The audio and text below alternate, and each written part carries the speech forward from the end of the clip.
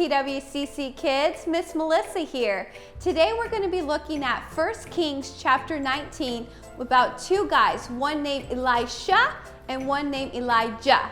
And we're going to hear about their story. Are you guys ready? Let's get started. The Bible. It's 66 books of history, stories, letters, and poetry that fit together to form God's one big story. The epic adventure of how He created us and loves us so much that He made a way to rescue us.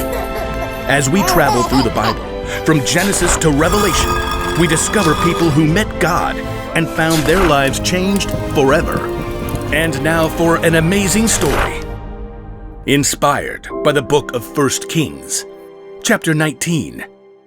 For many years, God's people were ruled by kings who refused to listen to God. So God sent prophets to speak His words. One was a man named Elijah.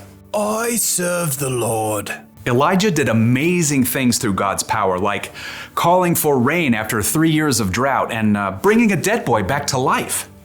But being a prophet was a lonely, difficult life. After the evil queen Jezebel threatened his life, Elijah fled to Mount Horeb. God, I've been committed to you, but the people have turned their backs on me. I am the only prophet left. God already had an answer to Elijah's pleas. A friend. Go back the way you came. Anoint Elisha from Abel-Meholah as the next prophet after you. So Elijah tightened his belt and set out along the road. When he finally reached the town, he noticed several young men plowing with a dozen pair of oxen. And in the very last field, he noticed one of the young men struggling to keep his oxen in line. Get up there, Ham. Move along, Burger. God, is that Elisha? He's just a small town kid. What does he have?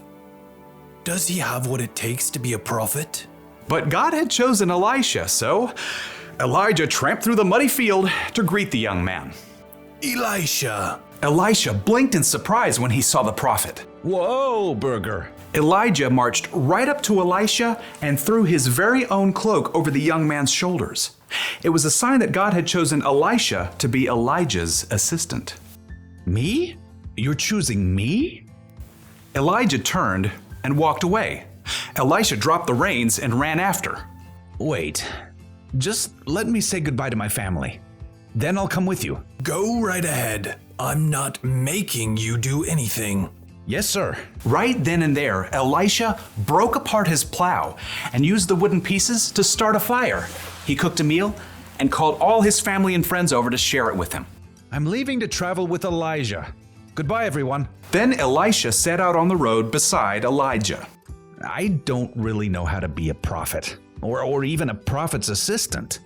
That's okay. You'll learn. So over the years, Elisha followed Elijah everywhere as a close companion and good friend, and he watched and listened intently as Elijah spoke God's words to powerful kings and did incredible things. One day, Elisha and Elijah left the town of Gilgal on the way to Bethel, and they both knew that God was about to do something very breathtaking. God was going to take Elijah up to heaven. Stay here, Elisha. The Lord has sent me to Bethel. Elisha wasn't about to leave his friend to go it alone.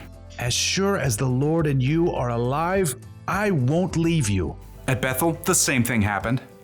Stay here, Elisha. The Lord has sent me to Jericho. As sure as the Lord and you are alive, I won't leave you. It happened once again in Jericho. Stay here, Elisha. The Lord has sent me to the Jordan River. As sure as the Lord and you are alive, I won't leave you. You do realize you're repeating yourself. Together, Elisha and Elijah reached the banks of the Jordan River. The waters flowed dark and deep. Elijah removed his coat and rolled it up. And then he struck the river. Immediately, the waters parted to the right and left. Elisha and Elijah walked across the river on dry ground. They reached the opposite bank. Tell me, what can I do for you before I'm taken away? Elisha didn't want to lose his friend and mentor, Elijah, but he'd learned many things in the last few years. Please, give me a double share of the Spirit God has given you. Only the Lord can do that. But if you see me when I'm taken away, that means you will receive what you've asked for. Elisha nodded, and the two men walked on in silence. Suddenly, a wild wind whipped up, and a chariot and horses appeared, blazing with fire. Elijah. The flaming chariot flew down right between the two men. It caught up Elijah and carried him up to heaven, driven by a strong wind. Elijah, you are like a father to me. Elisha stared into the sky until the last breath of wind and the final hint of flame were gone. Then, in great sorrow, he tore his own clothes. My best friend is gone. Glancing down at the ground, he saw Elijah's coat. Carefully, he picked it up.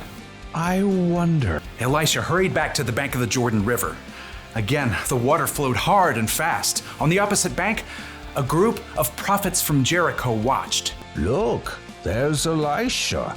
But where's Elijah? Across the river, Elisha twisted up Elijah's coat.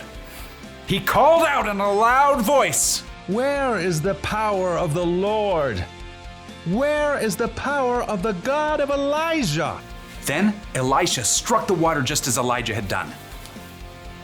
And just like what happened before, the waters parted to the right and left. The prophets from Jericho stared in amazement as Elisha crossed the river on dry land.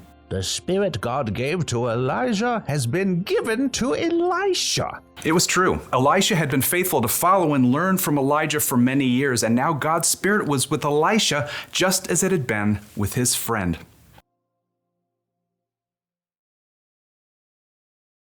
One way to be a good friend is to just be there when they need you. Look at today's story. Elisha was there for Elijah right to the very end. And even after he died, Elijah's spirit was with Elisha. Now, I don't know exactly how Elijah's spirit was with Elijah, but it sounds pretty cool. Jesus said God would send a friend to always be there for us. The Holy Spirit is the ultimate friend. He gives you wisdom when you're confused, strength when you're feeling weak, and encouragement when you need it the most. That's the kind of friend we should be. You can cheer your friend on when they play sports, or even if they have an audition, or a hard test. You can give someone a shoulder to cry on when they've had a rough day or when something sad happens. Sometimes it's best not to say anything and to just be there for your friend. Just think of how you'd like someone to encourage you if you felt that way. So here's the one thing to remember today. Friends encourage one another. Encouragement may not make problems go away or make people any better at games, but it can remind them that they're loved and that they're not alone. And sometimes that's enough. So, you are gonna be so good at this! Woo! Bye!